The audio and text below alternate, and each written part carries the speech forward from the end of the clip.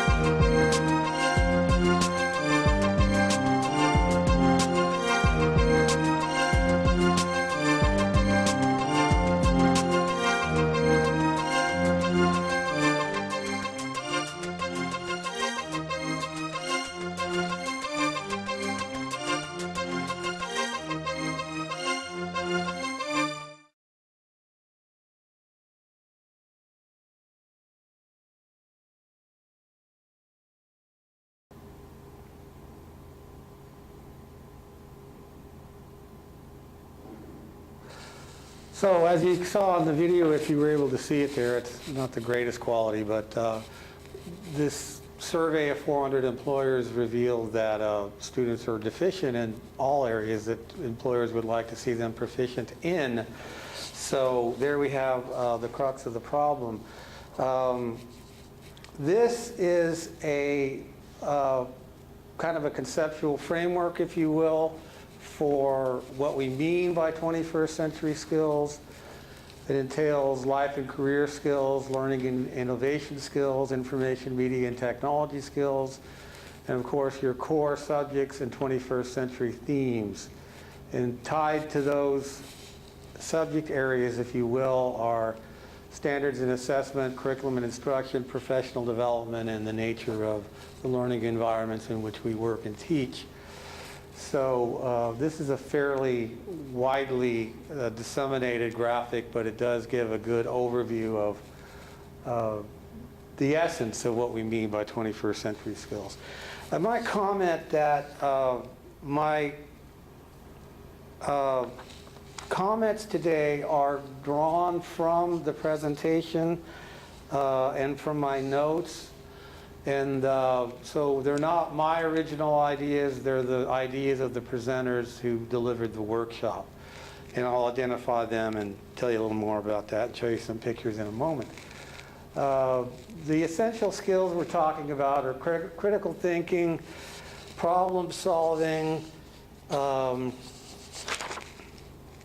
communication, and collaboration. So these are kind of some overriding themes that characterize 21st century skills. There's been, in a way, it's not like 21st century skills is completely new. A lot of the ideas that are embedded within the 21st century skills ideas have been around for a while. Critical thinking clearly isn't anything new, nor is problem solving, nor is our communication skills. And equally, collaboration skills, cooperative learning, that sort of thing has been around. So they're all themes that have existed, but I think the 21st century skills perspective kind of looks at them in a slightly different way in terms of job readiness, technology usage, global perspectives, and really meeting the needs of employers. So we'll go with that. Other essential skills include the obvious core curriculum, or what we call core academic subject knowledge, more on critical thinking skills, and again with the communication and collaboration skills. So you will see a fair amount of redundancy occasionally in this presentation, because these are recurring themes that I think need to be stressed to some extent. As I said, the Society for Information Technology and Teacher Education, that's what SITE stands for. The workshop I intended was titled Becoming a 21st Century Global Skilled Teacher. And it was presented by Drs. King, now at the University of South Florida, and Dr. Peters, who's at the University of Maryland. It was quite an interesting morning session, a lot of involvement. I have a couple photos here to give you some context for what we did and where we were.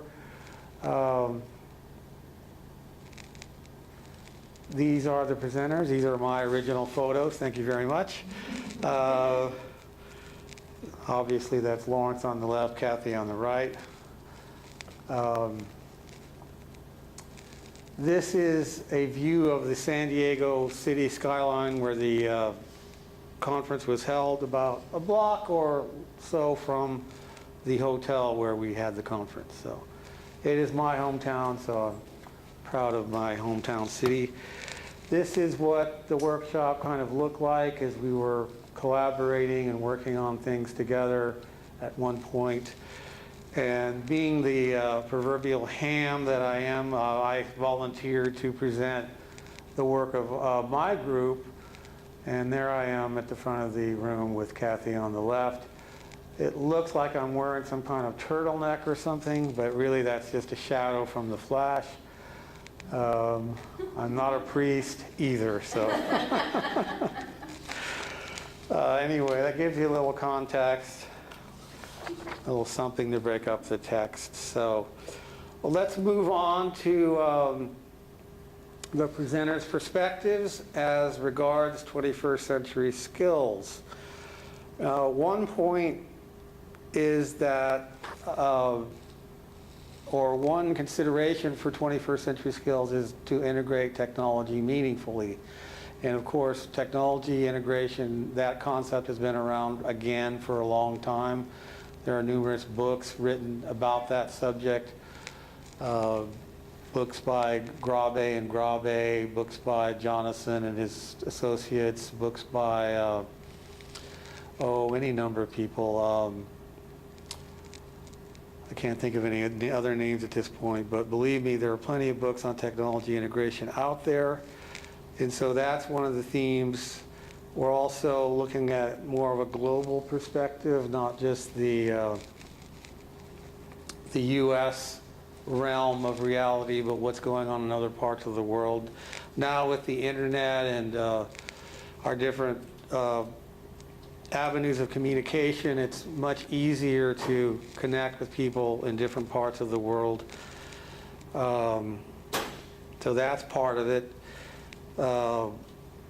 And really looking at the nature of the workforce, which is characterized as being low skilled or lacking skills, and that equals a need for a technology-centered school revolution.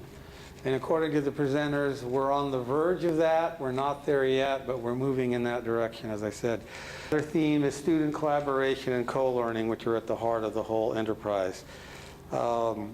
And the presenters make the point that in higher education, faculty aren't particularly rewarded for using technology in the classroom, and we should do more to support use of technology by higher ed faculty, and I would certainly agree with that. The presenters went on to talk about why are we still seeking solutions? I mean, we've been working with technology now since, what, the mid-90s when the internet got big. What is that, 15 years? It seems like a blink of an eye. That the growth of the internet and the resources that are available is just amazing. If you think back 15, 20 years ago when there was so little available, and now there's too much. It used to be that the problem was finding any information at all. Now the problem is figuring out which information that you do find is of quality and is useful in terms of solving problems and promoting teaching and learning. So the author, or rather the presenters, talked about 4 stages of development when we're trying to move into a new paradigm or bring about a paradigm shift. First, we are faced with fear and uncertainty. That's something I feel daily in my work with technology, because there's always something new to learn and it's always a challenge, and typically if you just apply yourself and go for it, you'll figure it out eventually, but there's so much out there that it can be overwhelming. So that would then lead us into testing and exploring new technologies or approaches to teaching or what have you. This doesn't apply specifically to technology, although it works well in that context. And then affirming and connecting what we've learned, connecting what we've discovered with what we already do, what we already know, our existing schema, if you will, and thereby evolving new perspectives on what we're doing and how we go about doing things on a day-to-day basis. The presenters went on to talk about student interactions is critical to this whole movement, in terms of that being a mechanism for students to generate ideas.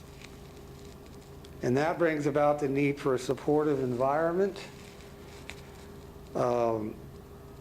Many of you have heard the expression, there are no silly questions, and the presenters echoed that. In a 21st century classroom where people are using technology in new and creative ways, there should be no ridicule, no silly questions, and it should be a fail-safe environment where there is no failure. And while 21st century skills do emphasize the acquisition of technology skills, the focus with technology should always be secondary. We should be about teaching and learning primarily, with technology serving as the means to the end to accomplish our teaching and learning goals. I think it was Einstein who said that the perfection of means and the confusion of goals seem to characterize our age. In other words, we have lots of tools and mechanisms to do things, but we don't always know why we're applying the tools and mechanisms and processes. The question is, to what end are we applying them? What are we trying to accomplish? So being clear on your goals, especially in terms of student learning outcomes, is very critical. So I will say that I spent a month at the Educational Testing Service this past June, working as a visiting scholar. We had 31 people from all around the world, and as well as many people from the U.S. And we had lots of discussions about the so-called achievement gap, where without fail, when you look at college entrance exams or graduate record exam or other similar tests, there's always a wide discrepancy or difference between how white or Caucasian students do versus Hispanics and Afro-American students. So this is what we call the achievement gap, and that's another focus of 21st century skills, is to try to narrow that achievement gap across ethnicities and socioeconomic levels, as well as gender, which seems to not be a huge issue at this point. But I've always been an advocate of gender equity, and I think we should always keep that in mind. We need to encourage young ladies to enter careers which used to be considered traditionally male-oriented careers, such as medicine, science, law, that sort of thing.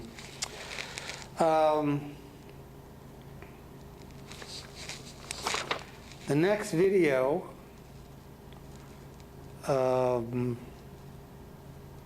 I believe shows what a 21st century school might look like in action. If I'm correct, this is the video on High Tech High.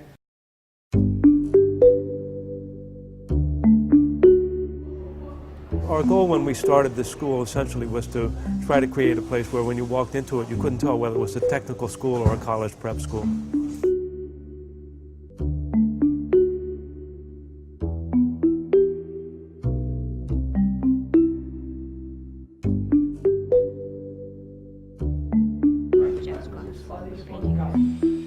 There are three axioms of public education in this country, particularly in high schools, and they are that you separate students from each other based on their perceived academic ability, you separate hands from minds, and you separate school from the world beyond. And we try to integrate those three things. We integrate students, we integrate the subjects, particularly technical and academic pursuits, and we try to integrate with the world beyond school as well. This thing doesn't line up. It takes about 6 weeks to build the robot. We don't just build the robot, we also compete as far as competition goes. Everything that we do, we put it all into a document and we stand in front of the judges and say, look at us, this is what we do, this is, these are our achievements, and we kind of like try and say, like we're the best, and we want you to recognize that. We've had a 1,000% increase in girls this year, which was really cool. It's a really enjoyable thing, and it's great because it involves us in the community as well. These 21st century skills, these kind of employability skills, were really college prep skills as well. If we were able to pull together a program where we were asking kids to work in teams, to ask good questions, to consider multiple perspectives in the work that they're doing, ask how things are connected, take big picture views and so forth, that we would be preparing them both for college and for careers. If you want it wider, you divide X by, so like 10.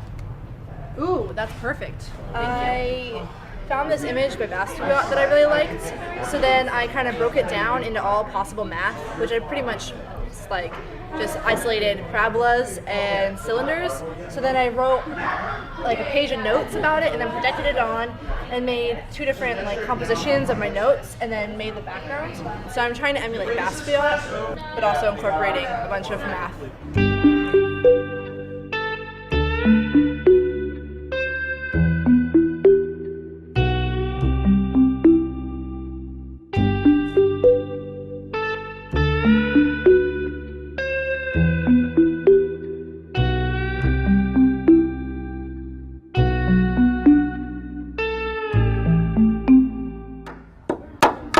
I think the culture of High Tech High in general, not just our school, but the whole village, is a very hands-on approach. Collaboration is a big key element to a successful project, in my opinion. I think they're going to get a deeper, more meaningful understanding of the subject as a whole, as opposed to one tiny piece of it. And so it's really neat that I can go to any of these kids and talk about ancient Egyptian engineering. I could talk to them about their daily life. I can talk to them about the architecture of pyramids and obelisks, and talk about volume and surface area, and talk about gods and goddesses, and every single one of them would know all about it. Standing on it. Yeah, it'll work once we have our turning groove. My first year here, I should say, was my first year teaching all over again, and it was a big learning experience, very big. I needed a lot of support, a lot of help, as do pretty much every new teacher here. But through the years, you just kind of get used to how to structure projects, how to give clear-cut expectations to the kids to get the best outcome you can get. A lot of it is about building a common culture of learning and questioning and feeling comfortable kind of articulating your observations and analysis. So what if we did 7? Yeah. No, 6. No, because 5 and a half Do is right 6. there. Go with 6. And then the wheels can be that much. Okay. Let's do 6 because we can always cut away. Okay, 6. 6 it is. Okay. The assignment of the project is to create a toy, and we're going to donate them to an orphanage down in Mexico. We started out with a blueprint, and it has to have 1 input and for our group 5 outputs. So some of those things are the ladder moving up and down. We have the fireman, he's gonna be hanging off the side. I think it's always a critical thinking exercise when you have to start from scratch, when you're building something from nothing. You create your ideas and then see the flaws with those ideas, refine them, and develop them out, just like you would do in the real world. So there's a lot of troubleshooting and questions that you have to ask, like what's causing this to fail, or why isn't this fitting together right, or how come these didn't work the way I thought they would work. And so that really forces you into that critical thinking mindset. We definitely work in teams of 2. Each student is responsible for creating similar things, so one student doesn't do all the work. They both have to do sketches, they both have to have individual parts that they're responsible for. And so we try and create a collaborative environment by doing that. At the end, we have a reflection and a share out, so everybody can kind of say what they've learned and where they've grown and what they didn't know before. It just blows me away every day to see the kinds of interactions that you see between adults and kids here. You see very little behavior management going on the part of adults. It's all conversation about what happened last week, or about this assignment, or about the project we're doing. That's what's really distinctive about the place, as far as I'm concerned. It's the quality of relationships. It's really all about relationships and the kind of interactions that you see amongst adults and kids here.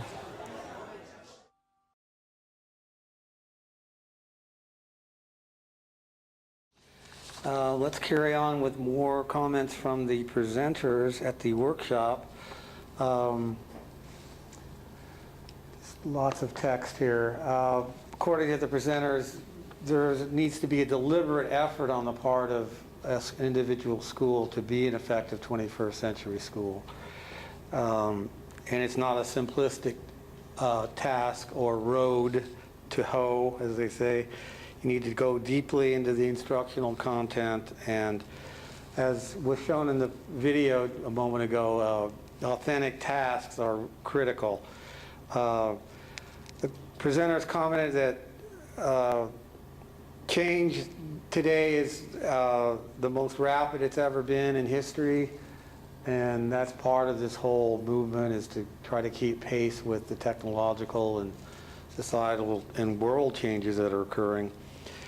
And they pointed out that children require new ways of discovering. We are not the children of today, nor are they us. So we've got to remember that our childhoods are different than the childhoods of children growing up now.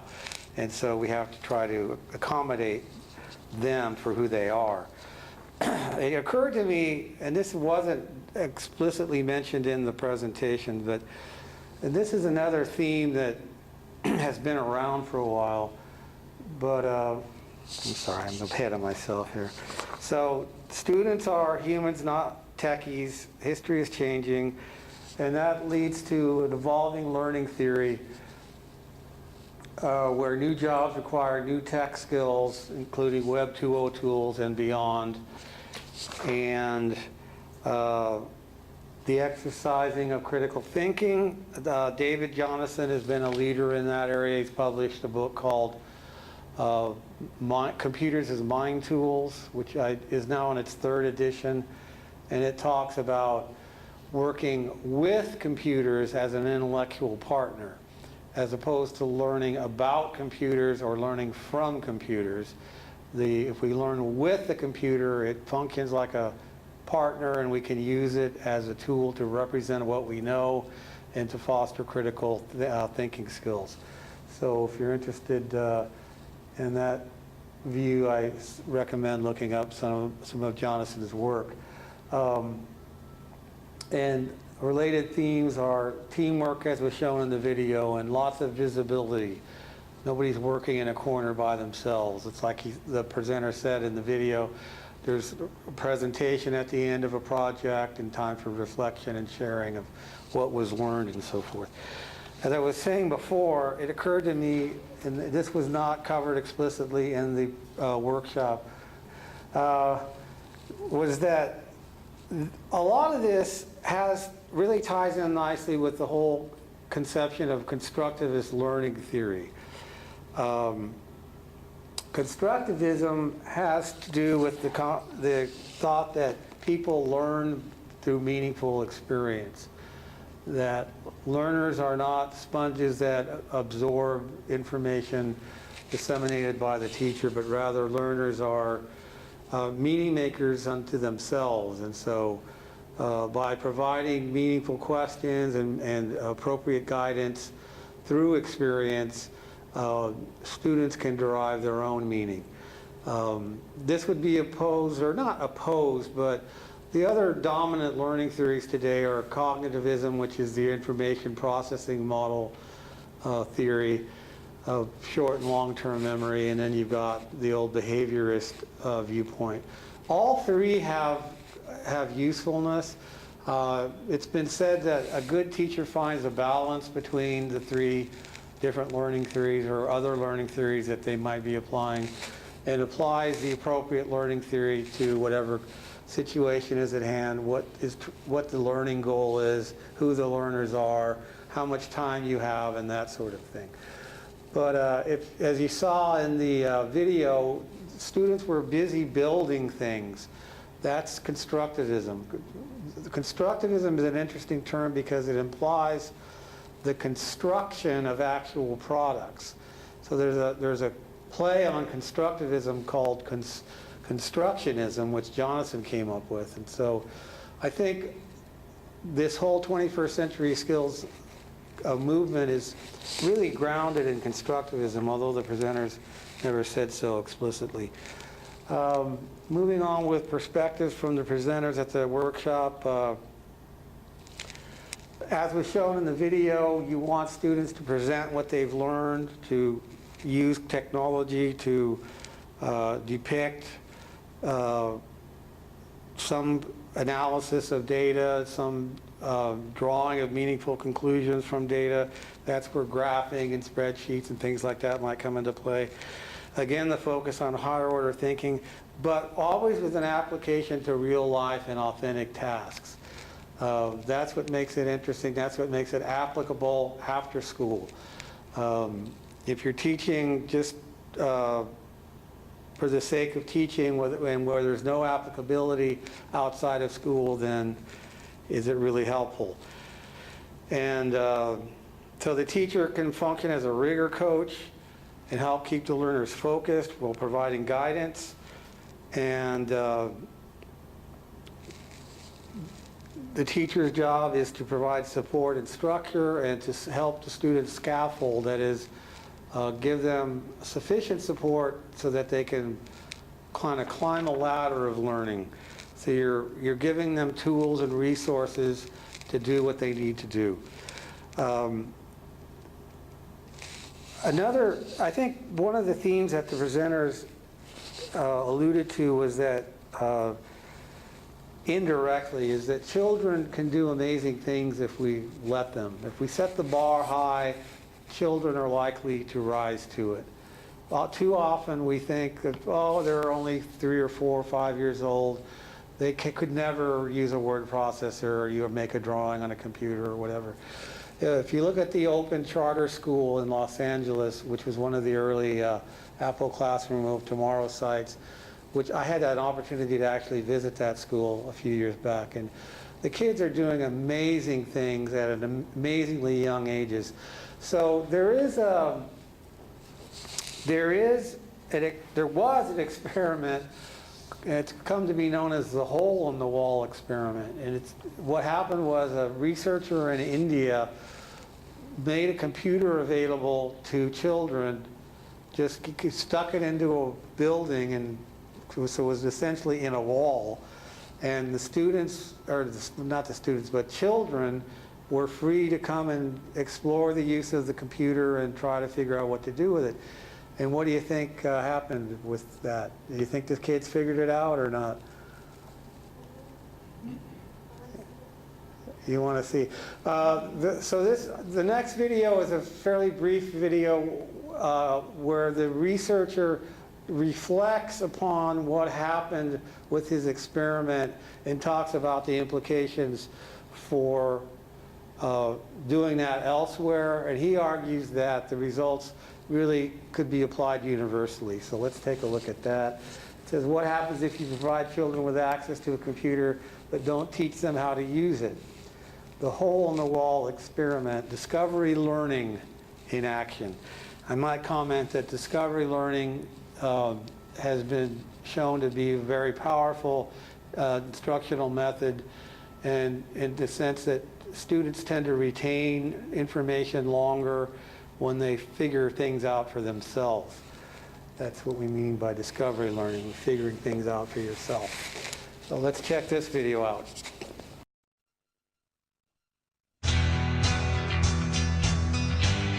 You talking about my son? Oh, he just loves playing games and painting on the PC. You should come and look at some of the amazing stuff that he's done on it. He can surf the net and send email. Things I can't imagine doing myself. Well, looking at all these doting parents and their opinion of their children working on computers, it seemed to me that what we were looking at was some kind of an universal phenomenon. It couldn't be possible that, every child had suddenly become a genius. It's probably that the parent or the adult was underestimating their children's ability to work with a computer or to understand a computer. And if this were to be so, then I thought to myself that it should be so universally. Why should this be an urban phenomenon? This would probably also work just as well in villages. And what we saw in Shivpuri was just this. Here is what our hidden camera saw.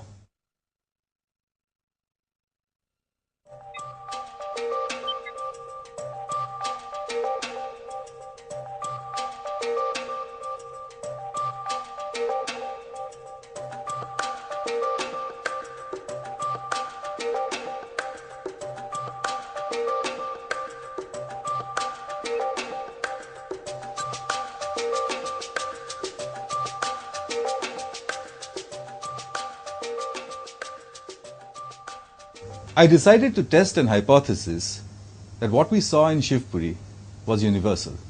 It would happen everywhere.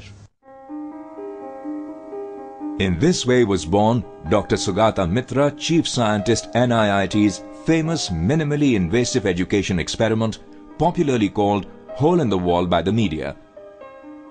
The experiment was rolled out at Kalkaji, New Delhi, where the boundary wall of the NIIT office was fitted with a computer, internet connection, and a touchpad computer access.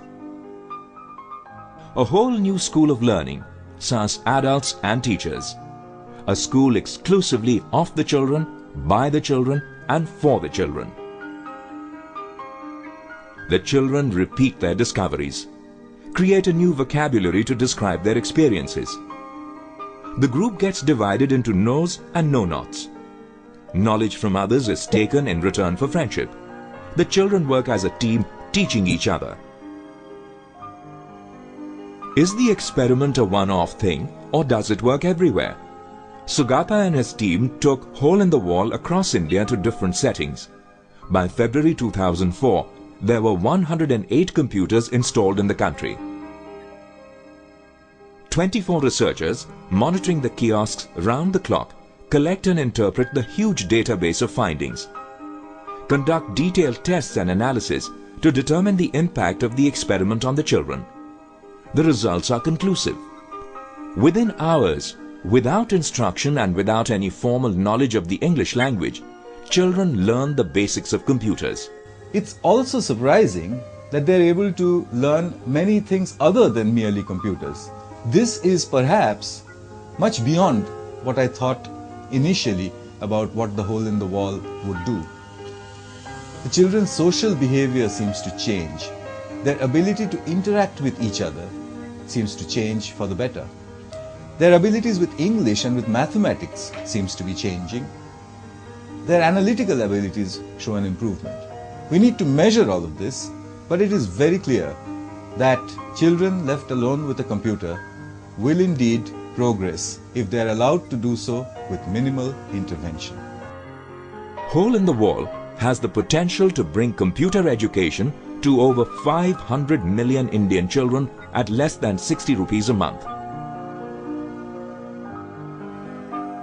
The Hole in the Wall, a child's window into the future.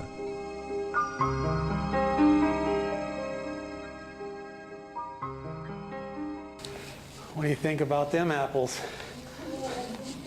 Isn't that interesting? And the reason I wanted to show that was because,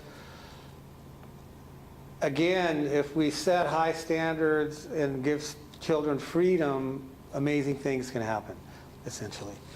I'm going to continue on. We're running kind of close to time here. I have more perspectives from the workshop. Don't you just love all these wonderful text-based slides? When I was at ETS, we sat through hour upon hour of slide presentations without animation. They were all black text on white backgrounds, and it killed us, but we survived, figuratively. Anyway, perspectives continued. 21st century skills means increased rigor, not rigidity, so we need to be flexible. We can promote self-empowerment among learners. We should do that. Every student can learn. Every student should be respected as an individual regardless of ethnicity, intelligence, special needs, what have you. That's something I learned a long time ago. We're all just humans making our way, so I guess my point is never look down on a student regardless. And so some researchers at Harvard, Moraine and Levy, identified 3 skills areas as required for the 21st century: hard skills, such as math, reading, and problem solving; soft skills, communication and collaboration. Again, recurring themes we keep hearing over and over again, right? And tech skills, using computers at a basic level as a minimum, hopefully getting beyond the basics. The presenters went on to talk a little bit about faculty development.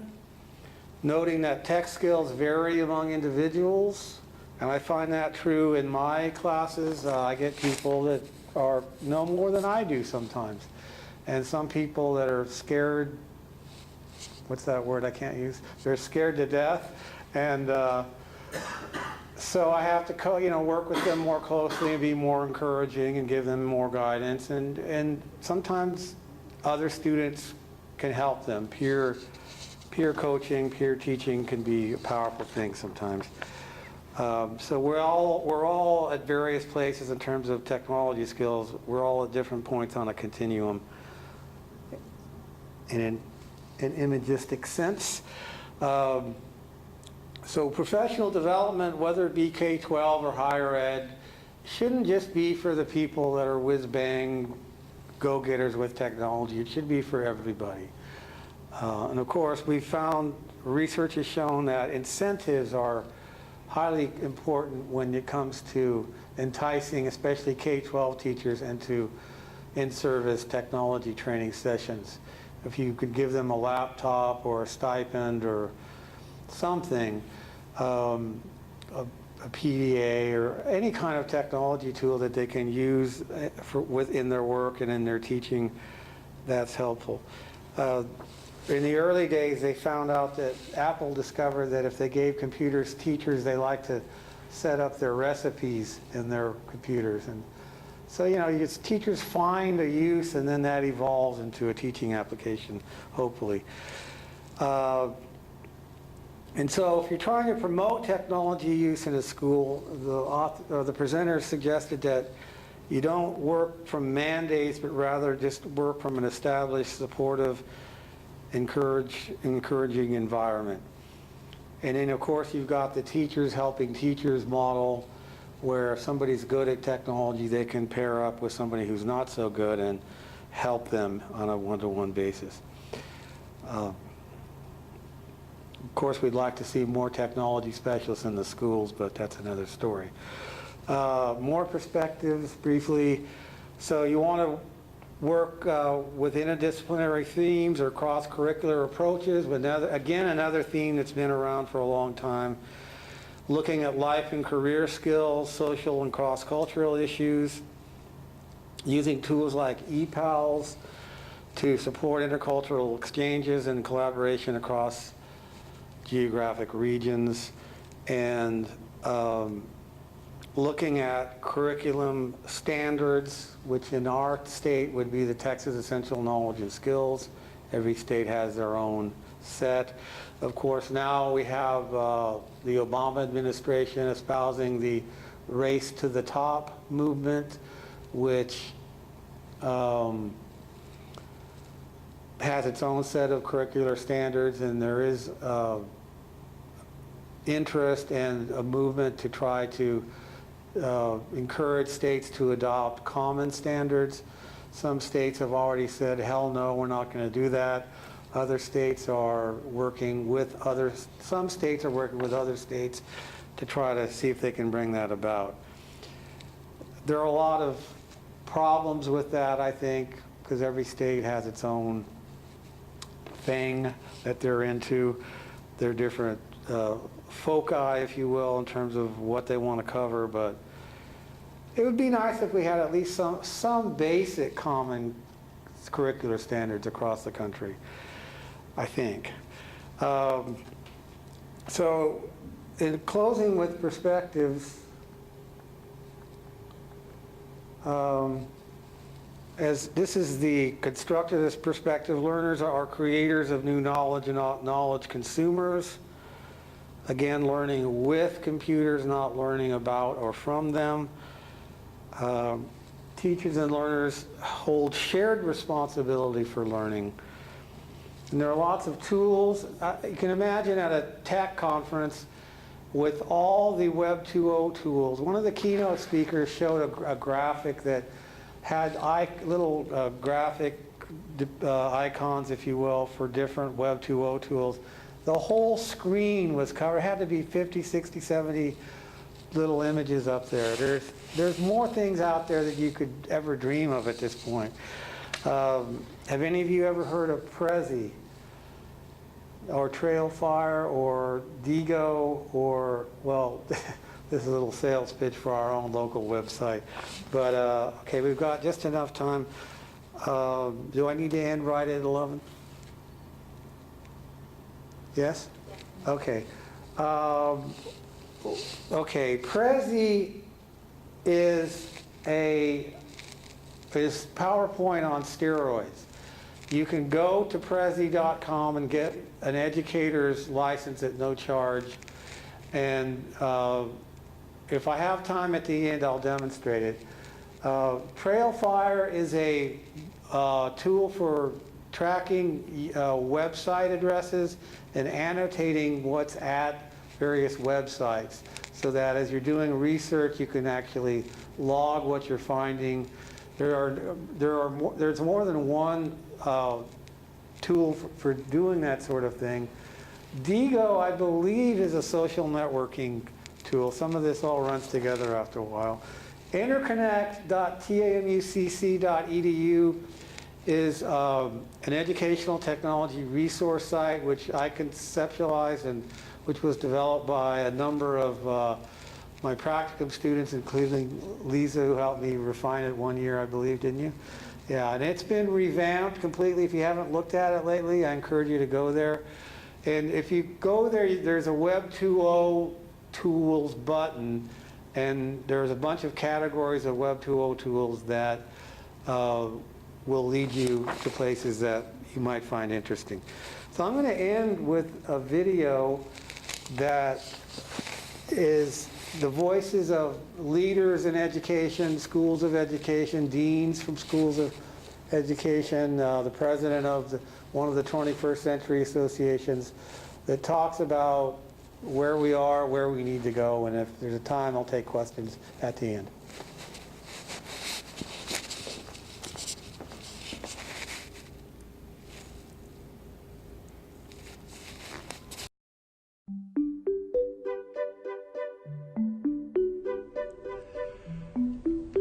There's a premium in the global economy and in the jobs in the global economy in two types of skills. One is non-routine thinking, and the other is complex communications.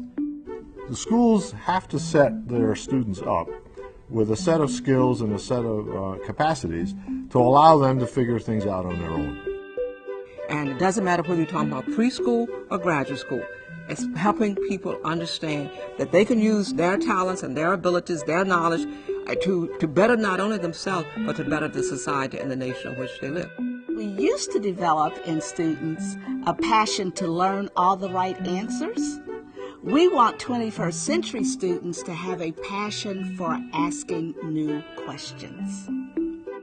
Basically, the transformation is one from a focus upon teaching to one on learning. Every student in the 21st century needs to be able to critically think, problem solve, collaborate, communicate, innovate, be globally aware, be self-directed, and be technology literate.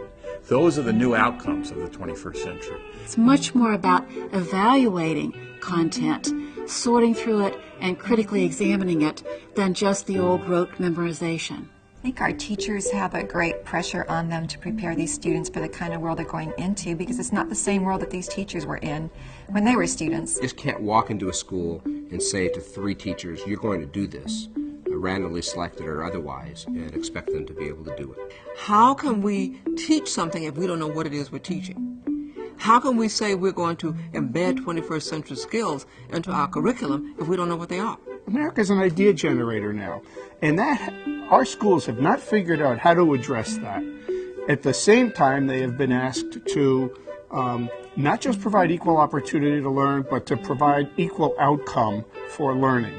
And those are two huge disconnections that we're wrestling with uncomfortably at best right now.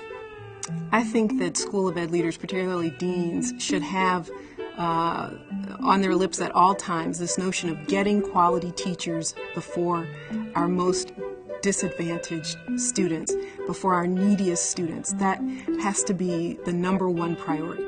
Many of my colleagues are behind me all the way about how important technology is, and they know it. They know how their students are. They know what kinds of students they're going to go teach.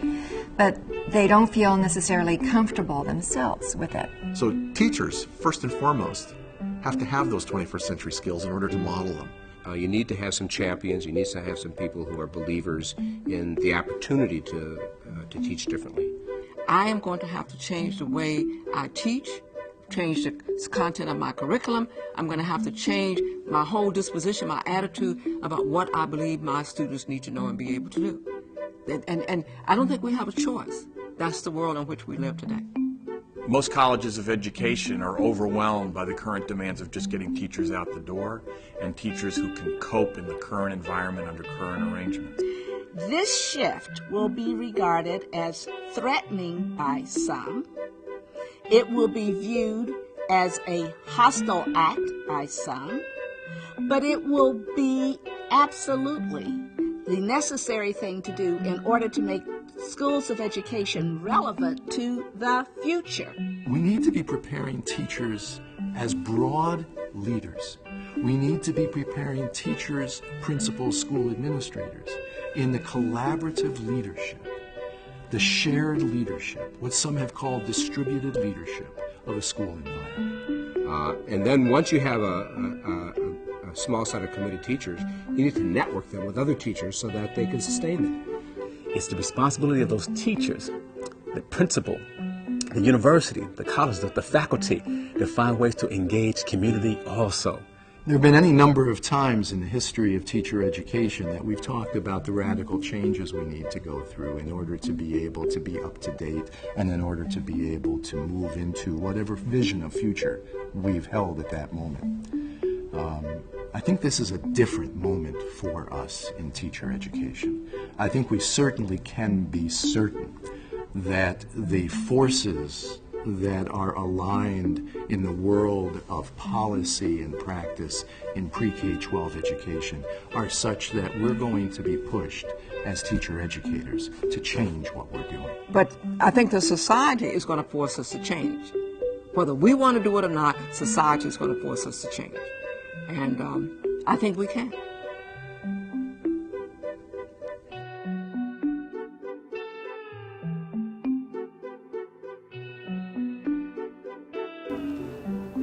I hope so. Food for thought, folks, food for thought. Obviously, a number of these videos were produced by Pearson, who's doing a lot with technology and 21st century skills. Well, that's pretty much my time. I'm Dr. Stephen Rodriguez. I want to thank you for attending. Do you have any questions? Yes, ma'am. Do you think that public education or higher education would start those type of methods of teaching that were shown in these videos? Like, for example, that high school. High-tech high. Do you see, in general, like including here in this area, that we would move to that type of, do you think that would? Well, you know, we've got Miller High School, which is a technology magnet school. We've got the local district invests a lot of money in technology, and they have a staff of faculty trainers that goes around and consults and trains. If you look at what's going on at Soloso Midway, where we happen to have one of our former graduates as the director of IT, she's doing wonderful things with the teachers there. So the change is incremental, and it varies. You know, budgets are tight these days. But as we get new teachers, young teachers coming in and old teachers moving out, I think that things are starting to change. I think that in this region, we may be a little behind as opposed to other regions. I believe that high-tech high has actually been replicated in San Diego at 11 other locations, I think I caught that somewhere.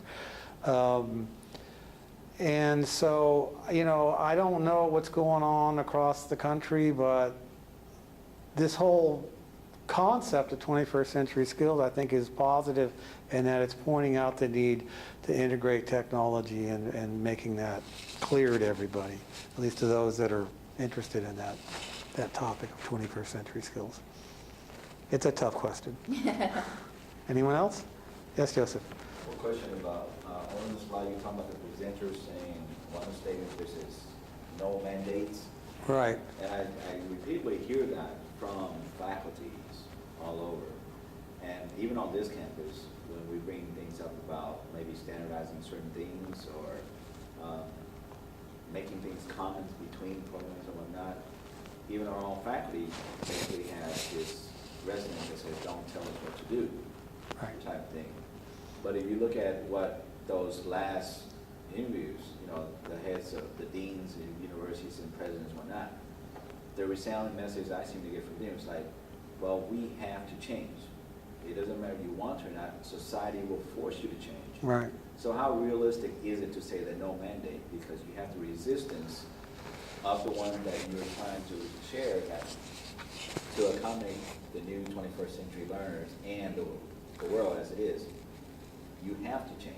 Right. And just like that one speaker would say, some will view it as an attack. You know, some would view it as a hostile act, which is what I see a lot. So how do the presenter of your session recommend, if you right, can't do mandates, what are you going to do? Well, let's look at what happened at this university.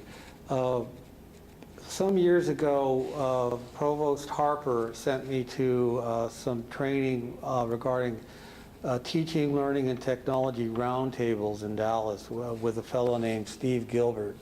And you can find him on the web, in his group, and get regular emails and invitations from him.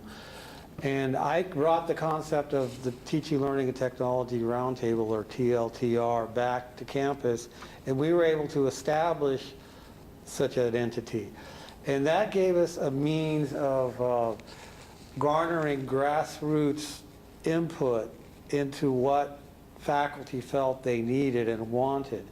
And I would like, although Paul Orser has obviously been the lead in getting our classrooms turned into so-called smart classrooms, I would like to think that the TLTR work we did when we first started played a very big role in that, because teachers on campus expressed the desire that, well, we need computers in the classroom, we need internet access, we need projection, we need sound.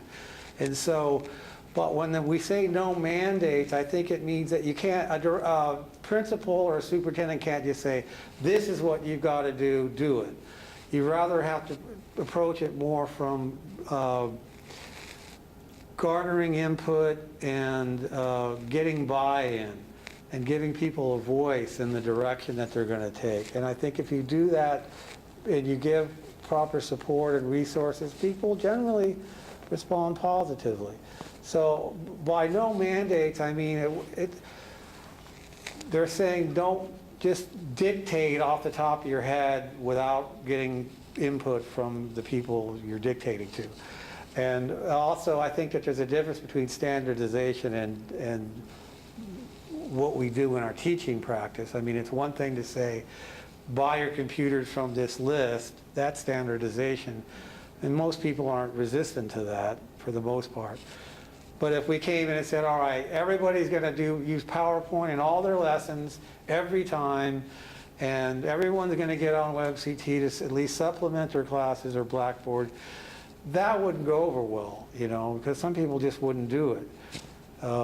So you do what you can. You work to change people's attitudes, provide the support, and provide the resources, the budgets, and hopefully things come about as you would like them to. Okay, well, there are no further questions. We're over time. Thank you all. I enjoyed it. Hope you did too. We have a little something for you, Dr. Rodriguez. On behalf of myself and Lisa Wisner and Julie Joffrey, we want to thank you very much. Thank you. For your presentation. You're welcome. And we have a little nice certificate for you. Oh, thanks. That's beautiful. To show our appreciation. It was a very good presentation. I know I learned a lot about 21st century skills. Thank you so much. It was very informative. Great, thank you, ma'am, appreciate it. Oh, Lisa wants us to take a picture here. Got it? All right, Okay, thank thanks. you, very Thank you. good. Thank you very much. Okay. So, if you have any other questions, let me know. Thank you.